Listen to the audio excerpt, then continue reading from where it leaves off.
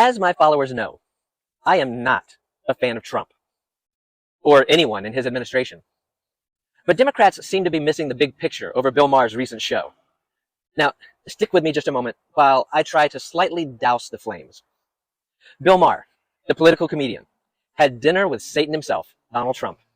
And gasp, he didn't immediately douse him in holy water or challenge him to a steel cage match on live TV, as many Democrats wanted him to do. So cue their dramatic fainting and the obligatory social media meltdowns. Now, bear with me, because by the end of this video, you'll see what I mean about people missing the subtext in Maher's message, and how I feel that he actually did more damage to Trump handling things the way that he did, whether he did it on purpose or not. The internet went into a flurry after this week's Bill Maher show, where Maher provided commentary regarding details of their dinner. As an example, "Bill Maher is dead to me," screamed Janine from Portland, clutching her Bernie Sanders Funko Pop with tears in her eyes. "He's just another MAGA sleeper agent now." Because clearly, dinner equals full-on political conversion. And to make things worse, Maher had the audacity, the unmitigated gall, to say Trump was, gasp again, not that bad during the dinner. People are upset that he humanized him, which in today's Democratic Party is roughly on par with defending Jar Jar Binks as a strong narrative choice. Liberals, once Maher's most loyal followers, are now dragging him through the streets like he's Benedict Arnold with a punchline.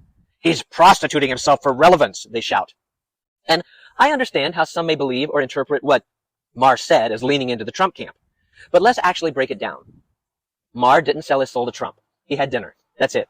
He didn't show up in a red hat and pledge allegiance to Mar-a-Lago. He didn't suddenly declare Kid Rock a political genius. He made jokes. He pointed out in his monologue, accurately mind you, that Trump, when stripped of his cheering MAGA minions and TV cameras, is basically a deflated balloon of bravado, a schoolyard bully without his entourage, weak, compliant, unable to bully an opponent placed in front of him who is smarter and isn't afraid to speak up against him. Kind of like your uncle who talks big on Facebook, but hides when someone brings up logic.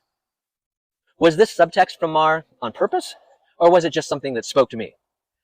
I'm not really sure, but this wasn't a good look for Trump. It screamed, "Please like me," from Trump. And the actual point of the dinner? Civil discourse. Talking to the other side. You know, the thing we're all supposed to be encouraging in order to save this damn country. The point was that both sides of the aisle need to stop screaming at each other and open up a civilized dialogue. Now, some would argue that a civil dialogue may not be possible with the Trump camp. However, I think Maher's dinner with Trump shows that when put in the right situation with the right people, where the schoolyard bully has no option of being present or coming out, productive conversation may be possible.